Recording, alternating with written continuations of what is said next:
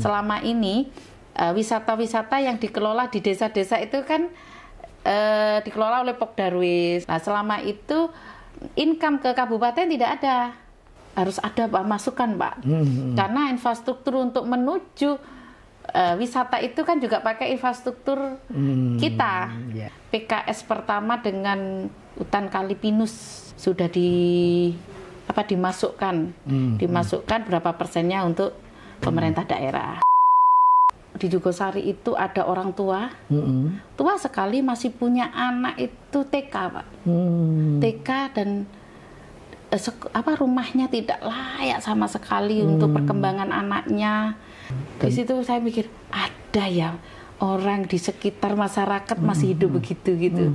Karena waktu itu mau Lebaran, saya menginstruksikan tim kami bagaimanapun caranya saya gitu. Bagaimanapun caranya rumah ini harus layak.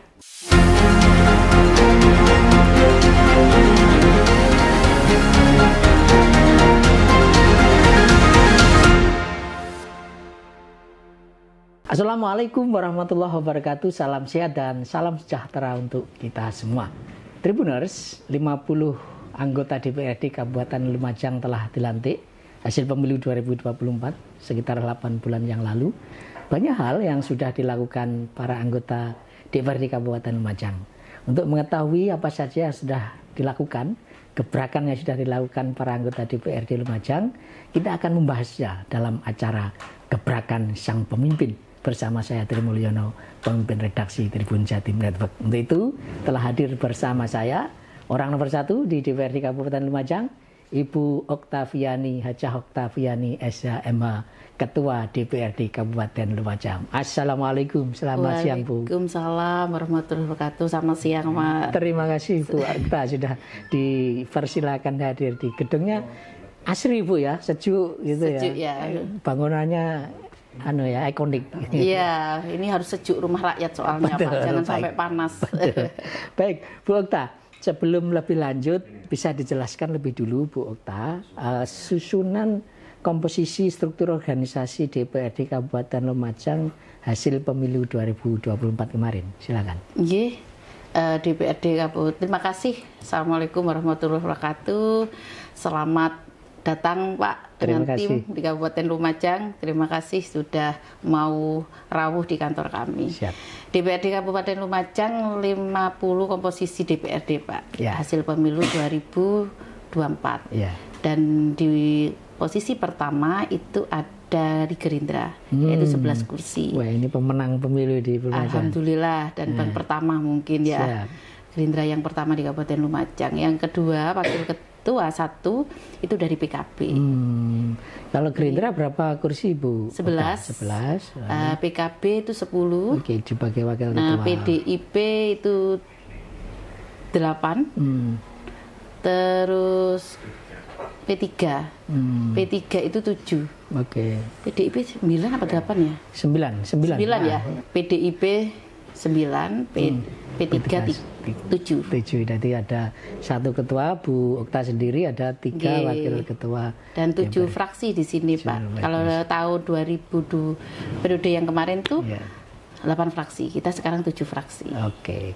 Bu Okta, setelah hampir 8 bulan dilantik ini, kira-kira apa saja Bu yang sudah sudah dihasilkan dari wakil rakyat yang baru ini? Mungkin bisa raperda atau catatan yang lain. Iya, yang jelas di 2025 atau pemimpinan kami ini bahwasanya yang ingin saya itu gebrakannya itu kita tidak pernah kita membuka lebar-lebar kantor DPRD Pak pada masyarakat.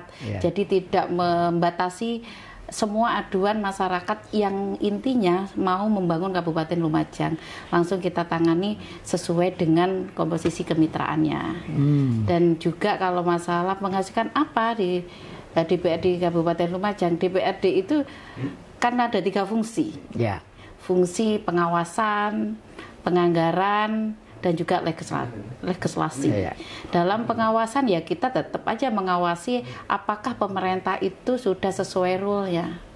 Nah, penganggarannya kita di tahun 2024 untuk penganggaran di tahun 2025 sesuai apa cita-cita keinginan masyarakat yang sudah dituangkan dan diperencanakan oleh pemerintah. Kalau masalah legislasi tahun ini di anggaran pertama ini kita melakukan perda inisiatif Pak, pondok pesantren, fasilitasi pondok pesantren, karena selama ini mungkin belum ada cantolan hukumnya. Makanya ini kemarin sudah uji publik, tinggal nanti pembahasannya kita jadwalkan. Gitu. Targetnya dari raperda pondok pesantren itu apa kira-kira? Target target pemerintah, keinginan kami itu dan masyarakat bahwa pondok pesantren ini akan mendapatkan fasilitasi yang sah dan tidak melanggar aturan. Sebenarnya dia dapat hibah, dapat program-program pemerintah pusat, mungkin juga standar dalam melaksanakan proses pendidikannya, pelayanannya kepada santri-santrinya dan banyak hal Pak. Itu nanti kita godok bersama. Siap. Bu Okta, kita tahu selain di legislatif Gerindra sebagai pemenang, di eksekutif ini juga sebagai pemenang kita tahu Bupati Lumajang yang terpilih dalam pilkada serentak kemarin adalah Bu Indah Amperawati Masdar yang juga dari Gerindra. Nah, ini kaitannya tadi soal fungsi pengawasan Bu. Ini sama-sama dari Partai Gerindra. Bagaimana upaya Bu Okta agar tetap menjadi sparring yang kritis gitu terhadap pemerintahan eksekutif? Yang jelas kami tidak menjadi terikat walaupun bupati kita dari partai yang sama dengan ini tidak terikat dengan ewuh pakewuh karena kita akan menjalankan fungsinya masing-masing Pak.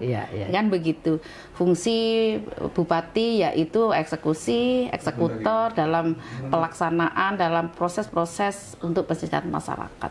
Dan kami ini fungsi kontrol ya jelas kita akan mainkan Pak. Kita akan laksanakan sesuai dengan keinginan masyarakat. Otomatis ada beberapa hal yang memang kita harus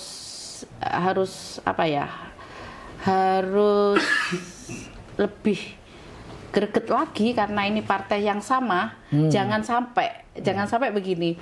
Oh ya karena bupatinya dari Gerindra, DPR-nya jadi Gerindra, akhirnya jadi tumpul.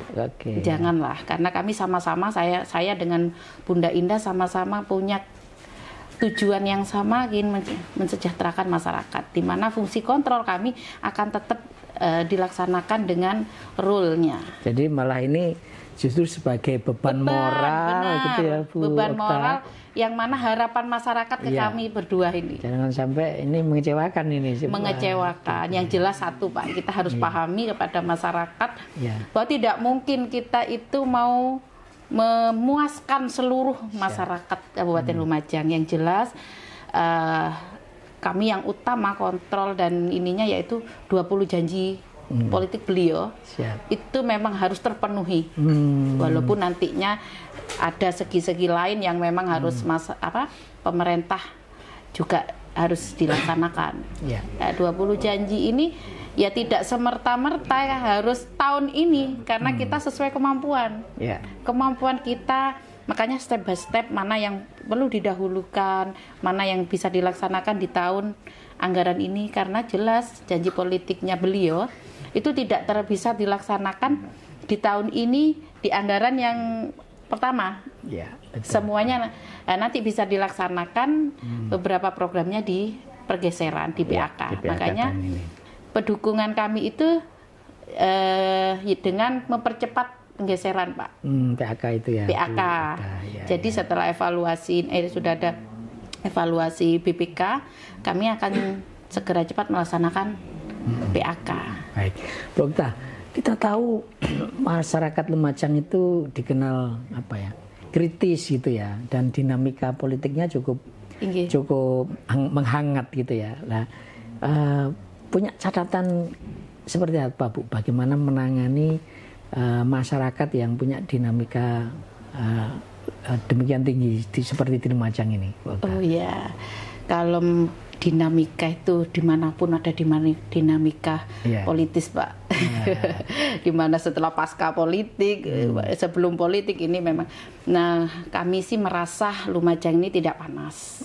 dan teman-teman DPRD ya sudah dia paham bahwa demokrasi itu tidak harus dibuat panas. Kalau perkara dinamika masyarakat ya kita ajak diskusi, Pak. Kuncinya di situ ya, Bu ya. Nah, kuncinya diajak diskusi. Mungkin ada ketidakpuasan atau mungkin ada unek-unek yang tidak bisa disampaikan agar tidak menjadi gejolak, yaitu kita himbau kepada masyarakat untuk mari kita diskusi, kita ngomong, kita ngobrol, dan apa permasalahannya, bagaimana pemecahannya. Makanya tadi itu setiap surat yang masuk ke kantor kami, kecuali ya Pak yang tidak huru-hara, yang fokus untuk perbaikan, yang untuk kritik tapi membangun ya. Nah ini tidak hanya mengkritik saja begitu, tetapi kami sarankan bahwa ada solusi-solusi. Mungkin solusi yang kita berikan belum pas, mungkin ada masukan dari masyarakat, solusi apa yang pas untuk semua, tidak berkenanan atau tidak kurang pasnya yang ke masyarakat. Iya. Bu Okta, selain menampung keluhan, aspirasi ya, kemarin kan sudah masa reses ya, kemarin sempat masa reses satu kali mau reses lagi nanti. Nah, ini barangkali bisa diceritakan Bu Okta, dari hasil kunjungan ke lapangan dari reses itu kan serapan aspirasi anggota dewan langsung ke masyarakat ya. Ada catatan khusus Bu, hasil reses teman-teman di DPRD Lumajang apa sih sebetulnya yang diinginkan masyarakat Lumajang itu? Yang jelas satu keluhan masyarakat Kabupaten Lumajang itu infrastruktur, Pak, yang pertama. Itu ya, yang pertama ya. Infrastruktur. Dan PR-nya tidak di Lumajang saja ya Bu ya, saya kira di banyak tempat. Iya, kesehatan, pendidikan itu juga termasuk hasil reses yang sangat tinggi di Kabupaten Lumajang, Pak, yang mungkin bisa ditampung oleh pemikiran-pemikiran itu ditampung oleh DPRD. Bu Okta, kondisinya ini kan selain ini APBD ini digedok oleh dewan yang sebelumnya ya Bu ya. Nah, tentu ini menjadi yang DPRD dan pemerintahan yang saat ini kan tinggal menjalankan APBD yang sudah digedok tahun lalu. Sisi lain ini Presiden kemudian mengeluarkan impres soal efisiensi anggaran, Bu Okta. Bagaimana Bu cara mensiasatinya sehingga tadi yang soal keinginan masyarakat di infrastruktur kesehatan bisa berjalan saat adanya efisiensi anggaran? Iya Pak, memang anggaran 2025 ini digedok 2024, bukan periode yang kemarin Pak, periode ini oleh DPR periode ini. Mengenai efisiensi, aturan efisiensi itu otomatis kami itu juga menyesuaikan karena kita itu sekitar 57 M Pak, yang dipangkas nol lah di atas Presiden nomor 1 2025. Jadi saya juga terima kasih sama pemerintah ya Kabupaten Lumajang cepat untuk menanggapi ini agar masyarakat Lumajang itu tidak merasa risau karena yang dipangkas itu kan infrastruktur, fisik. Jadi dari pemangkasan itu Bupati bisa menyelesaikan permasalahan infrastruktur yang sudah dicanangkan. Mungkin sekarang sekitar 21 ruas mungkin ya yang insya Allah tahun ini bisa dilaksanakan. Jadi tetap dalam kondisi yang ada efisiensi anggaran karena itu prioritas, itu tetap dijalankan. Tapi ada pergeseran anggaran atau bagaimana? Jelas Pak. Kan kita penganggaran di 2025 di waktu 2024 itu kan tidak ngeplan bahwa akan ada efisiensi ataupun pemangkasan anggaran. Jadi penerimaan kita utuh seperti tahun 2024. Nah, setelah ada pemangkasan otomatis ya beberapa program tidak bisa dilaksanakan di 2025 awal. Nah, makanya nanti penggeseran ya jelas pasti penggeseran karena yang dilakukan pemerintah sekarang seperti pembangunan jalan yang sudah di beliau survei itu bisa dilaksanakan setelah penggeseran. Setelah PAK ini ya Bu. Rencananya bulan apa Bu? Kami masih menunggu ini evaluasinya BPK. BPK mungkin selesai tanggal 28 Mei. 28 Mei berarti Juni awal sudah kita akan bahas itu, Pak.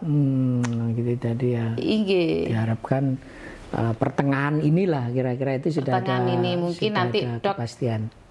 Awal Juli lah. Ya.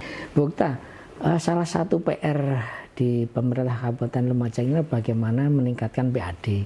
Kemarin Bunda Endah, Bupati Lumajang menyampaikan bahwa salah satu sektor yang ingin digarap untuk meningkatkan PAD itu adalah sektor pariwisata. Nah, Bu Okta di legislatif apa sih Bu yang perlu dilakukan sebetulnya untuk yang jelas pertama pariwisata? Keinginan beliau itu adalah aturan, Pak, karena belum ada Perdam yang mengatur wisata. Makanya kemarin kami itu koordinasi dengan Dinas Pariwisata untuk mempersiapkan itu agar bisa kita cepat bahas lagi-lagi karena ada karena pemangkasan anggaran dan lain bisa terlaksana setelah bergeseran. Jadi Raperda itu nanti fokusnya seperti apa, Bu? Apakah adanya spot-spot baru atau bagaimana? Gini, sebenarnya kita wisata di Kabupaten Lumajang, pariwisata Kabupaten Lumajang ini kan banyak, Pak. Betul. Banyak dan juga ikonik ya, banyak kayak Semeru kita itu ya. Paket komplit, Pak. Ya. Ada ranu, ada laut, ada hutan, ada gunung, ada air terjun, itu paket komplit. Nah, makanya nanti kita atur mana konsentrasi pertama yang memang harus kita fokuskan. Dan bagaimana kan juga banyak spot wisata kita di perhutani. Selama ini wisata-wisata yang dikelola di desa-desa itu kan dikelola oleh Pokdarwis dengan PKS dengan perhutani. Nah, Bumdes biasanya ya. Bumdes gitu. Nah, selama itu income ke kabupaten tidak ada. Nah, belum ada. Lah, otomatis nah ini kan harus ada masukan, Pak. Karena infrastruktur untuk menuju wisata itu kan juga pakai infrastruktur kita. Kita yang benahi kita ini. Nah, makanya kemarin kayaknya PKS pertama dengan hutan Kalipinus yang ada di Sumberwuluh, sudah PKS dengan perhutani dan sudah dimasukkan berapa persennya untuk pemerintah daerah. Nah, kalau semua wisata bisa begitu, insya Allah diharapkan meningkat di Kabupaten Lumajang. Bu Okta, pemerintah pusat ini kan sekarang juga gencar melaksanakan program-program spesial ya, kayak makan bersih gratis, lalu program ketahanan pangan. Bagaimana Lumajang bisa mendukung program-program pemerintahan pusat ini dan syukurnya ini bisa berdampak langsung pada pertumbuhan ekonomi di Lumajang. Untuk ketahanan pangan ini, alhamdulillah Bupati kita itu punya keyakinan tinggi bahwa lumbung pangan di Kabupaten Lumajang itu semoga kejayaannya kembali. Gitu ya. Makanya patut kita support. Mungkin kebutuhan regulasi, penganggaran nanti kita bantu dengan plot-plot anggaran itu, Pak. Karena salah satu isu yang strategis terkait ketahanan pangan memang irigasi, Bu. Salah satunya ya. Irigasi. Makanya nanti yaitu apa yang di permasalahan apa yang ada di Kabupaten Lumajang untuk tercapainya lumbung pangan yang baik nanti kita bantu mengenai regulasi dan penganggarannya kita support benar, Pak. Kalau makan bersih gizi gratis itu sudah mulai jalan di Lumajang? Belum, Mbak. Jadi kita kan juga masih makan bergizi gratis itu masih ditangani persiapannya oleh Dandim dan dapur percobaannya itu ada di batalion. Persiapannya informasi itu sudah 80-90%. Dan ya kita berharapnya sih, Bu, ini kemudian bahan makanan itu bisa bahan-bahannya memang bersumber dari Kabupaten Lumajang gitu ya. Wajib, Pak. Gitu ya. Jadi wajib. Makanya sekarang ini petani harus senang lomba-lomba bikin sayur peternakannya itu kan nanti bisa memenuhi ini. Nah, semoga saja ini cepat terlaksana di Kabupaten Lumajang agar perekonomian Kabupaten Lumajang ini cepat jalan. Tribuners juga pengen tahu ini kan pertama kalinya ya Bu Okta Saya tegang ini. Sebagai Ketua DPRD Kabupaten Lumajang, wanita pertama gitu ya. Dari pemilu yang kemarin yang katanya itu sangat tanda kutip panas gitu. Persaingannya ketat maksud saya gitu ya. Mungkin bisa diceritakan pertama kali ketika dinyatakan terpilih sebagai Ketua DPRD itu apa Bu yang ada di bayangan Bu Okta, beban atau apa seperti apa? Ya jelas beban awal beban, habis itu ya seneng, gitu ya juga tidak nyangka karena saya satu periode kemarin di 2019 ya berarti. 2024 itu memang sudah menjadi wakil ketua. Otomatis di 2025 ini 2024 2029 awalnya sih tidak begitu yakin, Pak. Kita ngikut saja saya tidak tahu, tiba-tiba saya disuruh ke DPD Jawa Timur, ya ditanyain di ini kan nggak tahu, tiba-tiba rekom keluar. Terpilih sebagai ketua itu. Nah, bukan terpilih Pak. Rekom sebagai ketua DPRD. Penunjukan tugas Pak, bukan dipilih Pak. Penunjukan tugas berarti kan kalau menunjuk tugas berarti kan harusnya bekerja ini Pak. Nah itu. Jadi ini perintah ya Bu ya. Perintah. Nah perintah tugas ya. Dan setelah jadi ketua Bu, apa kan kapan hari juga ada demo, ada ya tadi memang masyarakat dinamikanya ada gitu. Bagaimana Bu cara kemudian setidaknya sampai 8 bulan ini kan running well ya Bu ya, Kabupaten Lumajang kondusif gitu. Pada dasarnya Pak, saya jadi DPRD itu bukan ambisi politik. Gitu ya. Yang jelas bukan ambisi politik. Saya yakin kalau ini sudah menjadi takdir saya jalannya ke Ketua DPRD, apapun yang akan terjadi, saya akan tetap jadi. Tetapi kalau enggak, berarti ada dinamika yang akan membuat saya harus turun dari DPRD. Tapi untuk dinamika panjenengan, saya mungkin sudah paham. Kami diam saja, diam sampai mana. Nah, yang saya pikirkan itu hanya kegaduhannya saja. Saya tidak ingin menambah kegaduhan ada di masyarakat. Lah kalau pengen tahu persis, ya yuk duduk bareng. Ya kan saya ceritakan, saya ini karena saya tidak mau jadi konsumsi publik, Pak. Konsumsi publik yang bikin gaduh. Tadi masyarakat tidak fokus untuk kemajuan kinerja kami, teman-teman DPRD. Jadi bisa menghambat langkah. Padahal kami ini kan tiap waktu, tiap hari itu ada plan-plan kegiatan kami. Nah, saya fokus ke sana dulu. Fokus ke sana, kita fokus ke kebijakan. Nah, itu saja. Kalau masalah yang lain-lain, ya harus silahkan ke sini duduk. Risikonya politisi ya Bu ya. Ini ya, kalau kami juga sama-sama berstatement saya ini akhirnya kan gaduh. Gaduh itu akhirnya masyarakat tidak konsentrasi. Apa yang diinginkan masyarakat akan fokus, masyarakat itu akan fokus hal-hal yang menarik dan hal-hal yang apa ya Pak ya. Menurut saya sih bukan menjadi pemikiran utama tugas kami. Betul. Gitu. Bu Okta, meskipun tidak menyangka ya kemudian terpilih menjadi ketua, barangkali punya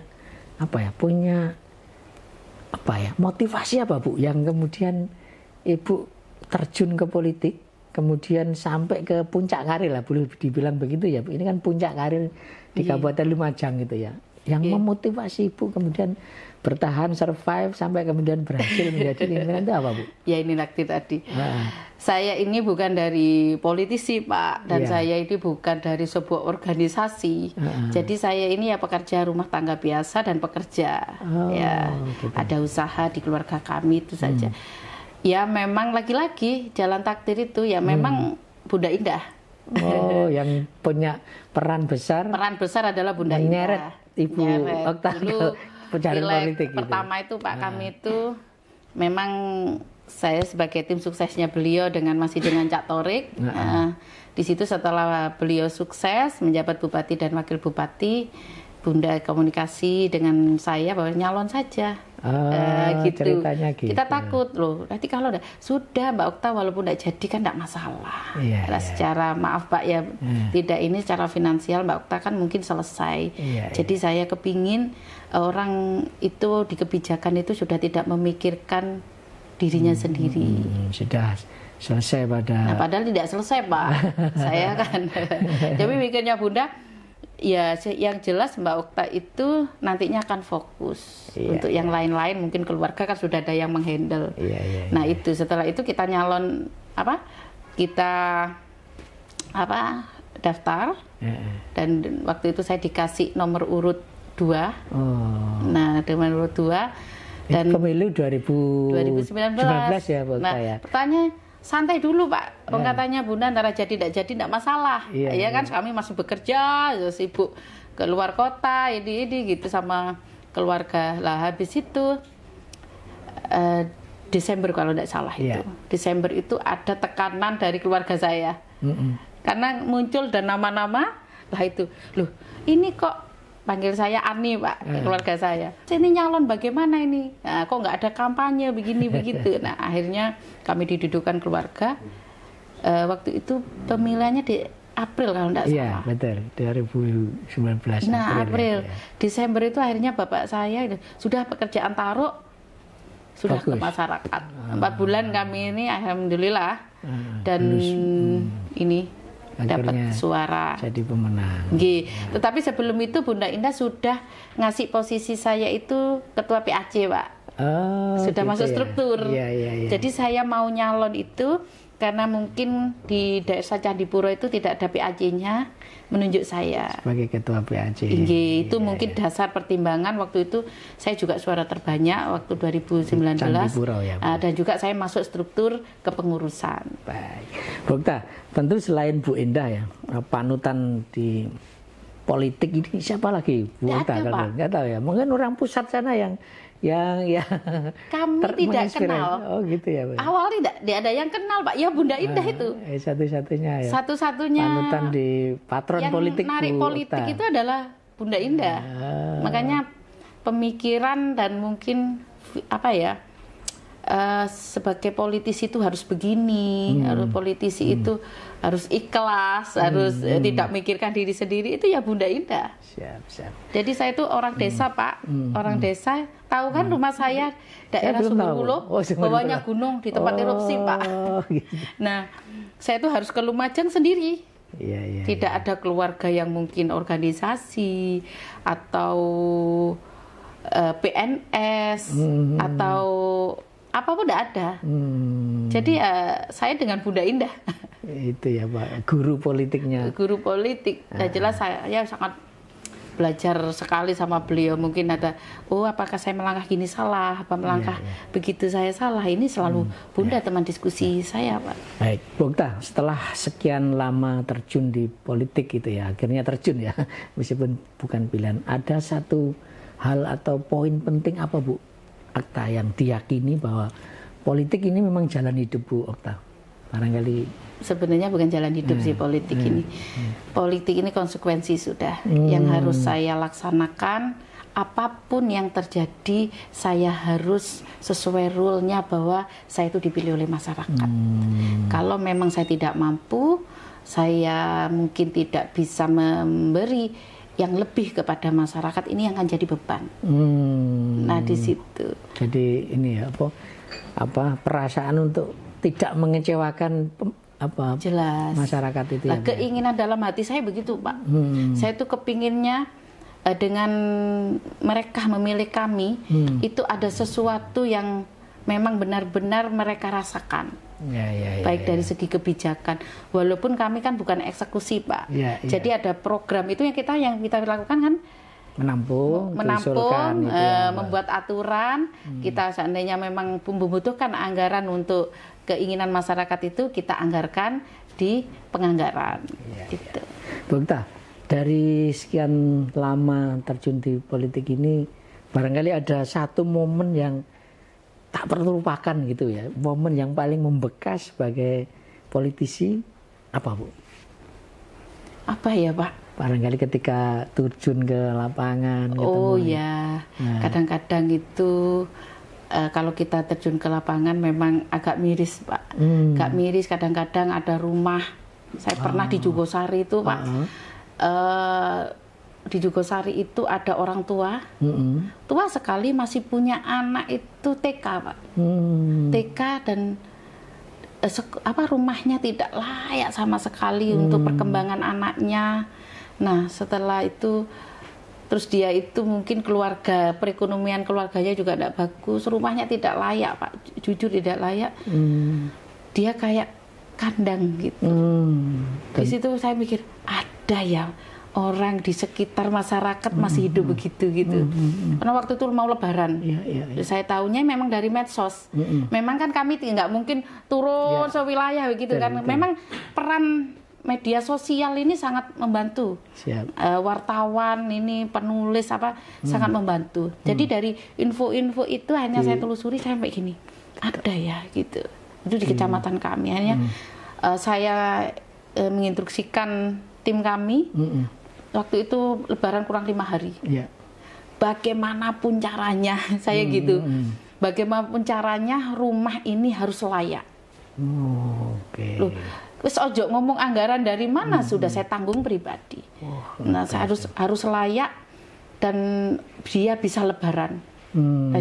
Akhirnya tim kami itu kebingungan tukang. 5 hari karena kan sudah 5 hari Pak. Sebelumnya. Mereka sudah nyaman-nyaman mau buka puasa, mau berlebaran. Jadi di situ tuh pokoknya saya paksa waktu itu. Pas malam takbir Pak selesai. Rumah sudah direnovasi. Jadi kalau merenovasi ini tidak cukup. Karena barang-barang itu kan banyak. Kayak sampah apa jadi satu Pak. Akhirnya Pak ada lahan sebelahnya, kita bangunkan di situ. Dibangunkan rumah baru ya Bu. Tempat baru lah yang layak lah, sejak layak. 5 hari ya, 5 hari. 5 hari itu luar biasa Bu. Masih cari tukang hari pertama. Jadi bagaimana ini biar cepet, ini bagaimana cepet dipakai lantai. Dan setelah itu gimana Bu rasanya Bu? Lega ya bisa berbuat. Nah makanya saya ini juga lebih respect Pak, lebih respect. Kalau memang ada aspirasi masyarakat itu rumah tidak layak huni itu, karena saya takut nanti saya abaikan. Ada pengajuan untuk rumah layak huni. Ini pasti saya utamakan, saya lihat apakah ini benar. Takut sampai segitu. Biasanya kan rumah layak huni tidak sampai segitunya Pak. Itu benar-benar tidak layak ya Bu. Tidak layak. Itu yang saya sampai ternyata ya. Ini kenyataan realita Pak. Dan itu akhirnya menjadi sesuatu karena dampaknya langsung dirasakan masyarakat ya Bu ya, bantuan Bu Okta dan juga jalan kadang-kadang itu. Baik Bu Okta, terakhir Bu Okta, ini mudah-mudahan jadi inspirasi bisa diceritakan biodata Bu Okta ini mulai dulu SD-nya di mana, SMP, SMA, kuliah, kemudian kalau misalnya ada usaha-usaha bidang apa kalau boleh tahu Bu, silakan Bu. Saya itu SD di sekitaran rumah Pak. Lahirnya di Lumajang kan Bu ya? Di Lumajang, di desa Sumberbuluh. Itu saya SD 3 Sumberbuluh. Dan SMP-nya dulu bapak saya ini kan kerja di Kalimantan Pak. Di BUMN pabrik gula. Jadi daftarnya di sana. Tapi lulus SD-nya di sini, ya kan? SMP-nya saya daftar di Kalimantan. Ternyata tidak kerasan. Saya pindah ke sini ke SMP PGRI Candipuro, sekarang tutup Pak. Nah ini lulus itu SMA juga begitu, karena orang tua di Kalimantan daftar di sana. Ternyata di sana tidak kerasa balik lagi. Balik lagi saya ke SMA Pronojiwo. SMA Pronojiwo dan S1-nya saya di Malang Pak, di UMM, ambil jurusan hukum. Terus melanjutkan S2-nya di UNED. Jember. Juga ambil hukum pidana. Magister hukum. Terus kemudian kesasar ke politik gimana cerita? Apa pernah pengacara, sempat pengacara dulu atau? Betul. Saya ini masih belum pengalaman kerja saya Pak. Saya sebelum lulus, saya semester 8 itu sudah lulus Pak. Mata kuliah kami ditempuh 3,5 tahun. 7 semester. Dan Itu sudah kerja di BTN Malang. Oh, sempat jadi. Nggih, sempat pertamanya magang, ikut Mapurel waktu itu, ikut-ikut gitu. Akhirnya diterima di BTN Malang. Oh, itu cuma 6 bulan kayaknya. Oh iya. 6 bulan. Setelah itu pulang karena kami tunangan sama suami. Oh, iya. Ya namanya orang Madura. Jadi wis takut dan macam-macam. Akhirnya karena tunangannya belum lulus, takut ada apa-apa. Akhirnya saya pulang. Disuruh pulang menjadi di apa ya? UPK Candipuro. UPK dulu pilihan. Nah, akhirnya saya di ini enggak lama lagi, Pak. 6 bulan saya berhenti lagi. 6 bulan kerja di ini. Di pabrik cat furniture di mana? Pasuruan. Oh, di Pasuruan. Di Mutiara Sakurindo. Dan alhamdulillah di sana pertama ada di keuangan. Saya tuh bidangnya di hukum ya, Pak. Sekolah di hukum. Di Bank BTN, ya kan, di UPK di keuangan.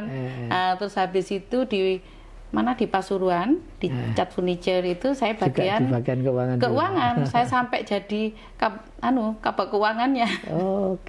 Nggih. Setelah itu kita nikah, ikut suami di Surabaya. Sempat di Surabaya juga. Tidak bekerja sudah selama punya anak.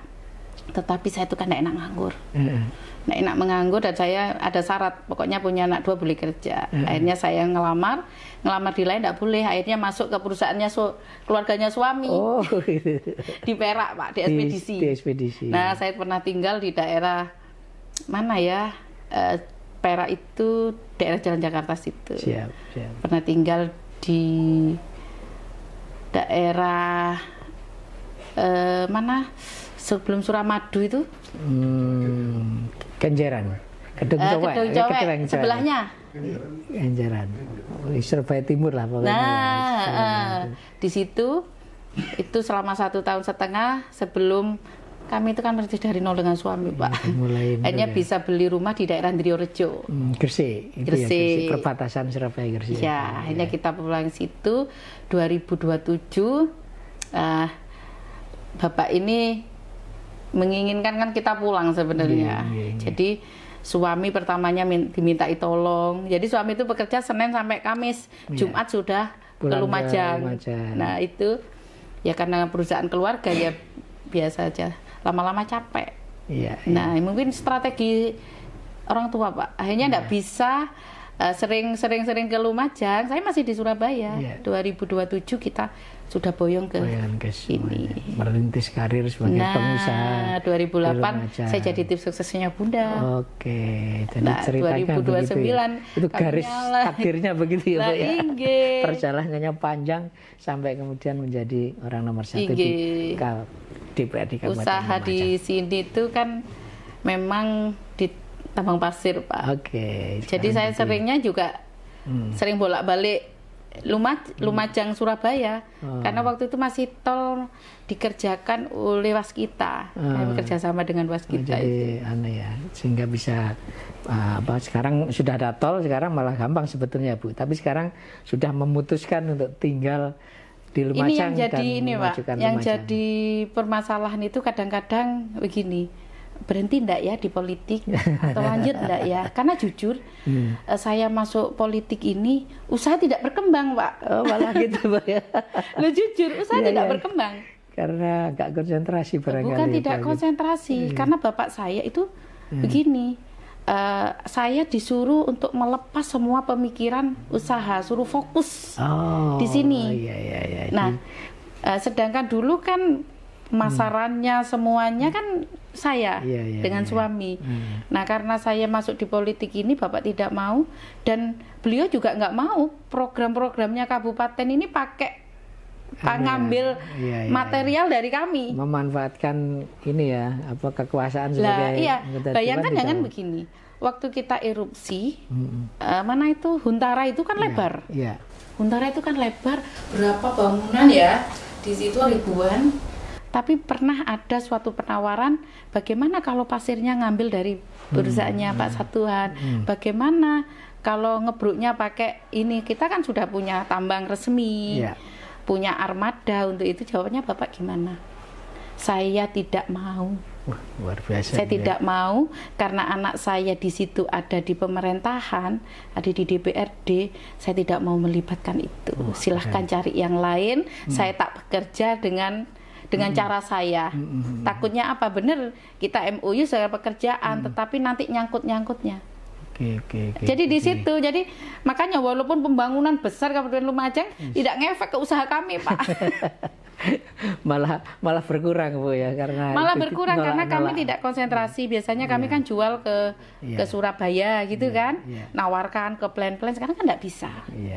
Jadi kayak home industry. Jadi ini pilihan, tapi ini pilihan hidup tadi, Bu. Garis takdir ya, Bu, ya. Garis takdir.